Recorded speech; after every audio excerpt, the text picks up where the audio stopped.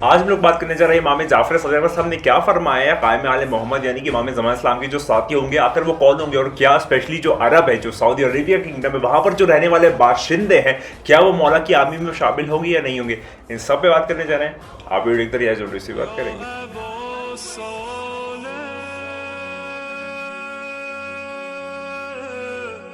बात का आगाज करते हैं। आज हम लोग बात करने जा रहे हैं कि क्या जो सऊदी अरेबिया के लोग हैं जो उनके कंपेनियनशिप है क्या वो कायम आले मोहम्मद की पा पाएंगे, क्या वो इतने खुशनसीब लोग होंगे कि मौला की आर्मी में शामिल हो जाएंगे, क्या ऐसा होगा या नहीं होगा, इन सब पे मौला जाफर सादिक अलैहिस्सलाम ने फरमाया है। और उन्होंने क्या फरमाया इस पर हम लोग बात करने जा रहे हैं, इसका तस्करा करने जा रहे हैं। तो इसका आगाज करते हैं और आपको बताता हूँ कि आखिर मौला ने क्या फरमाया। तो मौला फरमाते हैं जो अरब लोग हैं उनकी जो काली करतूतें हैं यानी कि जो खराब काम है उनका जो बैड इविल डीड्स है उन्होंने जितना भी काम किया है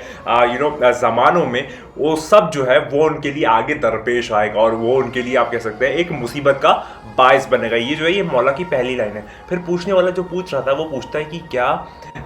मौला मैं आप पे कुर्बान हो जाऊं, क्या जो अरब लोग हैं वो कायम आले मोहम्मद के साथियों में से नहीं होंगे, क्या उनकी कंपेनियनशिप नहीं पा पाएंगे, क्या उनकी आर्मी में शामिल नहीं हो पाएंगे। तो यहाँ पर देखिए आप जुमला सुनिए मौला का। मौला फरमाते हैं बहुत कम,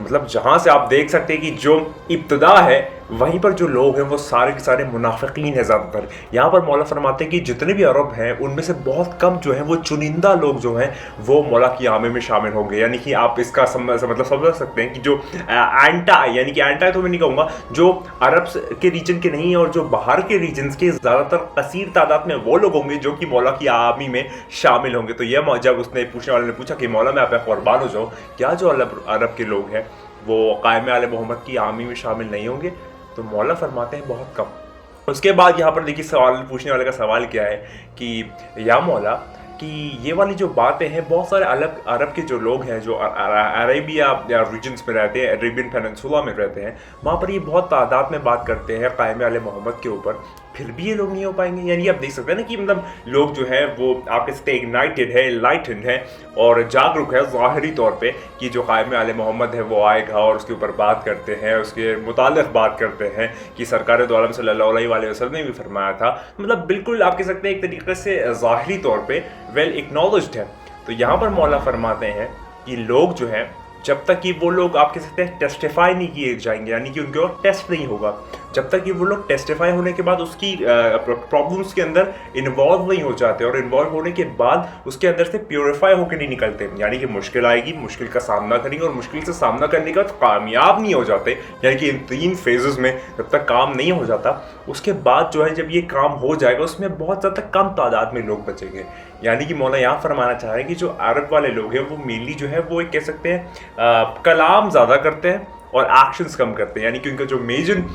आप कह सकते हैं स्ट्रेंथ है वो है कलाम, बातचीत करना, बोलना चालना, यानी कि हाँ मैं ये कर दूंगा मैं वो कर दूंगा, यानी कि बड़ी बड़ी बातें और उनके मुताल्लिक़ काम नहीं होता। तो मौला फरमाते हैं कि जो अरब के लोग हैं, अब अरब के रेफरेंस में कह रहे हैं तो मैं थोड़ा सा जोड़ के कह रहा हूँ, वरना जो एग्जैक्ट यहाँ पर मौला फरमा रहे हैं वो ये है कि लोग जो है उनका इम्तहान होगा, वो उसको फेस करेंगे और फेस करने के बाद जब वो पाक हो जाएंगे यानी कि वो एकदम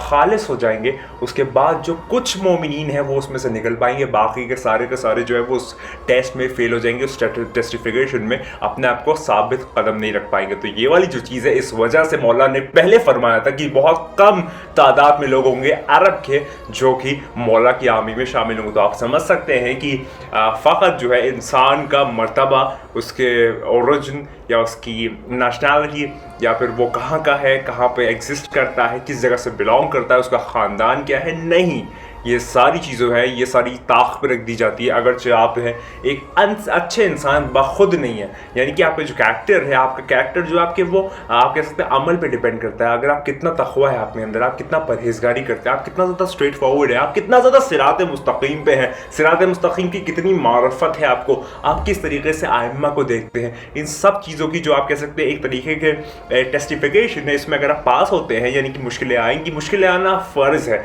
यानी कि अगर आप भी मासूमीन उनके चाहने वाले तो मुश्किल तो ज़िंदगी का एक पार्ट ही है, क्योंकि आप उनको फॉलो करने वाले हैं जिन्होंने सारी अपनी ज़िंदगी जो है वो मजलूमी में गुजारी, जबकि पूरी कायनात का उनके पास इख्तियार था, फिर भी उन्होंने कुछ नहीं किया, सब्र की मिसाल कायम कर दी। 2 तरह की आपने नफ्से सुनी होंगी, एक होगी नफ्से लाउम्मा, एक होता है नफ्से अम्मारा। तीसरी नफ्स यहाँ पर आ गई, और वो कौन सी नफ्स मुतमइन्ना, और ये किसके लिए इस्तेमाल हुई है? इमाम मौला बादशाह इमाम हुसैन इस्लाम की, जिन्होंने अल्लाह की मर्जी खरीद ली। आप समझ सकते हैं ये वो लोग हैं, ये वो 14 शख्सियात है। तो चलिए बैक टू द टॉपिक आते हैं। यहाँ पर मौला फरमाते हैं, जब पूछने वाले ने पूछा कि जो अरब के लोग हैं जबकि वो बहुत ज़्यादा बात करते हैं, क्या वो फिर भी कायम आले मोहम्मद के आमीन में शामिल नहीं होंगे? तो मौला फरमाते हैं बहुत कम, और उसके अंदर जो रीज़न या जो आर्ग्यूमेंट देते हैं वो ये देते हैं कि जो लोग हैं उनके अंदर मुश्किलात आएगी ज़िंदगी में, उसके अंदर टेस्टिफिकेशन होगा, टेस्टिफिकेशन में बहुत ज़्यादा लोग जो है वो फेल हो जाएंगे, और जो करीब रह जाएगा ना वो खालिस मोमिनीन होंगे, जिनके लिए खुशखबरी है कायम आले मोहम्मद की आर्मी में शामिल होने के। तो आज आप मौजूद जो हालात देख रहे हैं, इसके अंदर जो मेजॉरिटी 80-20 पैरेटो प्रिंसिपल है, इसके अंदर जो 80% लोग हैं, आप वो समझ सकते हैं कि डिफरेंस एसोसिएशन में चल रहे हैं, यानी कि अच्छाई और बुराई में समझिए। तो जो अच्छाई है वो हमेशा कम रहती है, जो बुराई है वो हमेशा ज़्यादा रहती है। जो अच्छाई है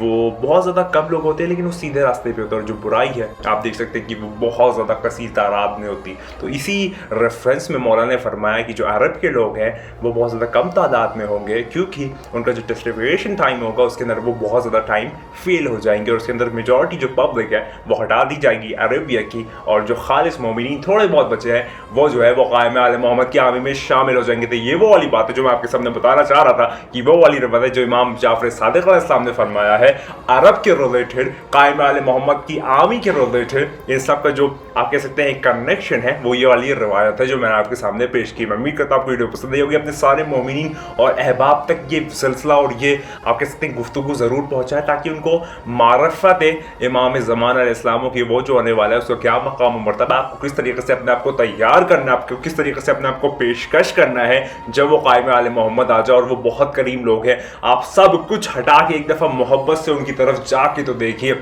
यकीन रखिए आपको कोई नहीं मिलेगा लेकिन वो जो है वो खुद फरमाते हैं कि मैं ज़माने का इमाम नहीं, अगर तुम मोहब्बत के साथ मुझे खुलूस के साथ यकीन की हदों में रह के तुम मुझसे बात करो, मैं ज़माने का इमाम नहीं जो तुम्हारी मदद कर दूँ। आपके लिए फ़र्ज़ है कि आप अपने ज़माने के इमाम से रब्त कायम कीजिएगा, अगरचे आपने रब्त कायम नहीं की तो फिर आप जहालत की ज़िंदगी जी रहे हो। और ये वाली भी बात है, ये ना मतलब एकदम टू द पॉइंट है और ये हकीकत है। तो मैं यही कहूँगा कि आप नहीं हैं, बस वही हमेशा की तरह की बात कहूँ जो मैं हमेशा कहता हूँ, खुदा को याद करो, खुदा को याद करो। खुदा हाफिज़।